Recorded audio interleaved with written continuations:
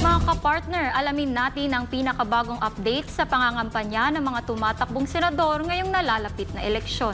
Narito si Carlo de la Peña para sa buong detalye.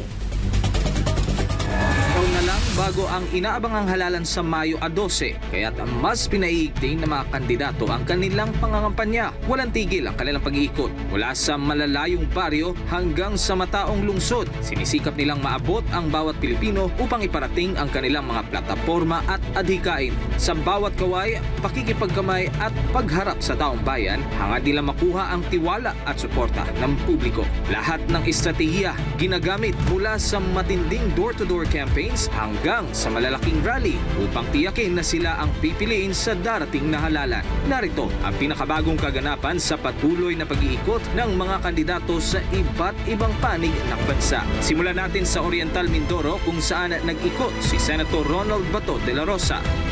Sa Silang Cavite naman nangampanya si Rodante Marcoleta. Nasa Cavite City naman nag-ikot si Mar Valbuena. Nangampanya naman sa Tondo, Maynila si Ariel Querubin. Sa Sison, Pangasinan naman nangampanya si Camille Villar. Nakiisa naman si Francis Tolentino sa pagdiriwang ng Barangay Health Worker Day sa Cebu City.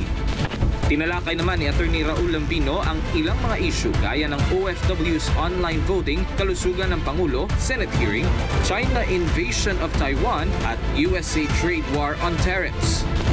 Dumalo naman si Senator Bongo sa ginanap na National Transport Group gathering na idinaos sa Corinthian Gardens Clubhouse sa Quezon City sa paanyaya ni former Ilocos Sur Governor Chavit Singson nitong Huwebes ng gabi.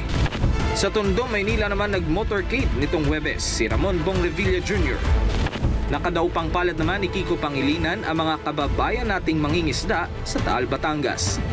Habang ibinahagi ni Norberto Gonzales ang panayam sa kanya ng isang istasyon kung saan kabilang sa natalakay ang issue ng food security ng Pilipinas.